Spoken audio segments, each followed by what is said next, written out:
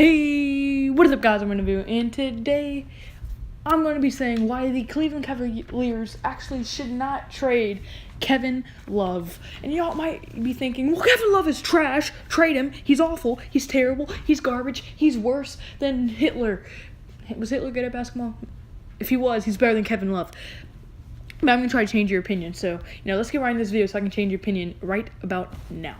And the reason I'm making this video is because Kevin Love is actually confirmed not getting traded this year, because the GM himself came out and said Kevin Love is going to have the best year he's ever had here in Cleveland, meaning that they're not going to trade him. And his point for saying this was when he said, this is what he said: I thought he was great anyway. You keep bringing up Bosch. What did he average in Miami? Love almost averages 20 points and 10 rebounds with 2 other All-Stars. And then he lastly in that interview, but most importantly, he said they're going to be running their offense through him more. So think about that. He said himself that he thinks Kevin Love is great already and that he's going to have one of his best years, and they're going to run their offense through him way more. So, I mean, you never know. He could go back to his Minnesota self. And now I'm going to say why this actually makes sense to not trade him and actually try to run offense more. Because maybe he will be able to prove that he's not overrated. Because obviously many people in the past have been saying ever since he got traded to Cleveland, he hasn't been good. And the only reason he was good with Minnesota is because he was on a trash team. But actually, he could prove that wrong. Because if that was the case, why is there no one doing outstanding in Brooklyn? Because Brooklyn has not one good player besides Brook Lopez and now D'Angelo Russell. So, yeah. So, you never know. He could go back to his Minnesota form self. Like, the way he was in Minnesota, he could go back to that. Where he averaged 12.5 rebounds per game, 4.4 assists per game, and 26.1 points per game. For almost 4 years straight, he averaged that almost. And the reason they doubt him is because he had his numbers drop a lot when the first year he went to Cleveland.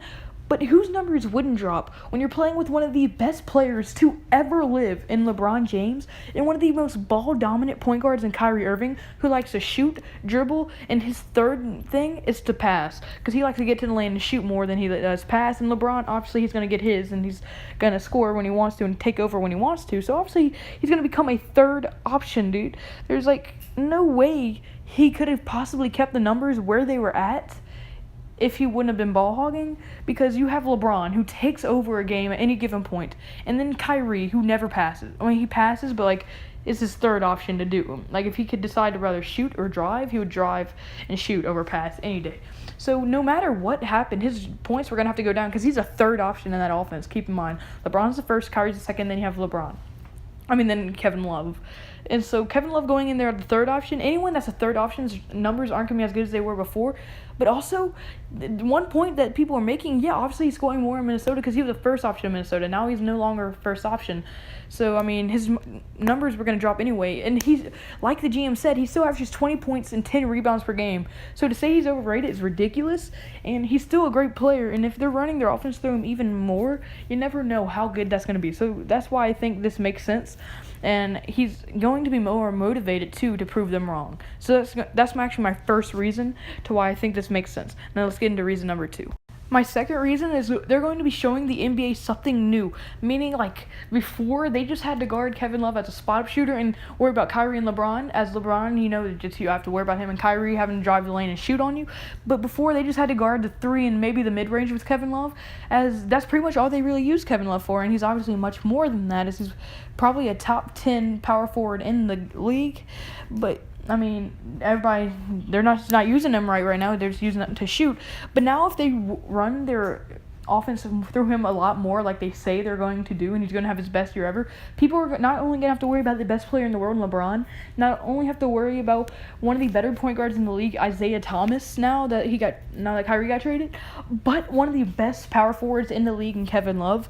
So if he can have the year that the GM's saying he's going to have, this could be a handful for the NBA, and maybe even the Warriors. You never know. This combination of Thomas, LeBron, and Love, if they're all three are playing to their full potential, which Kevin Love has not been able to with the offense they've been running, you never know how good of an offense this could be, or team that Cleveland could end up being. And now my third and final reason is this is going to be brand new confidence for Kevin Love, as his confidence had been riding low as he came off of a terrible NBA Finals in 2016 through 17 season, as they went down 4-1 and lost to the Golden State Warriors, but he was a huge factor because he was not doing anything besides in Game 4 where he had tons of points.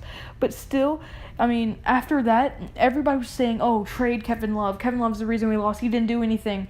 And also, there's just been trade rumors about him ever since he came on the Cleveland Cavaliers, saying they need to trade him for Melo, need to trade him for this, need to trade him for that. And now with the GM coming out and saying he will not be traded and that they have enough confidence to run their offense through him even more, that's just completely new confidence. And what we've seen with Kevin Love, if he's playing with confidence and he's a rhythm shooter, so if he gets in his rhythm, which takes confidence, this dude could be one of the deadliest players in the NBA at times. So could you imagine Kevin Love with completely confidence that he's staying, completely confidence that his owner, his general manager believes in him, and complete confidence that he will not be traded, so he'll be playing to his full potential? I mean, I think that could be deadly for any team having to play against Kevin Love, as he showed that in Minnesota. And now there's kind of a fourth reason I just thought of making this video and talking about it. I mean, ironically enough, this could increase his trade value. So say Kevin Love doesn't do all that great for what they're doing, and they do, for some reason, decide to part ways from him. But they will be running their offense through more, so he will have better stats, meaning this will probably increase his trade value. But I don't think that he will get traded after next year if they really are going to have enough confidence to do it. I think they're going to try to renew his contract and stuff and hope that the Brooklyn pick ends up being something good. That's what I think is going to happen. But unfortunately, guys, that's going to be it for this video. So if at any point, and I mean at any point you like this video, hit the like button. It would mean the world to me. And also hit the subscribe button. We are so close to 70 subscribers. Y'all are literally blowing me away. Before I made this channel, I made the goal to hit 50 subscribers. 50. We're at 67, have a chance to hit 70, and that is incredible to me. I can't thank you enough for that. And yeah, pretty much just hit the subscribe button, please, if you liked the video, obviously. And if you didn't like the video, don't hit the dislike button. You don't have to be like that. It hurt my feelings. But kids, I didn't forget about you either. And remember, kids, never do your vegetables, always eat your drugs. Stay safe, or your seatbelt. Goodbye.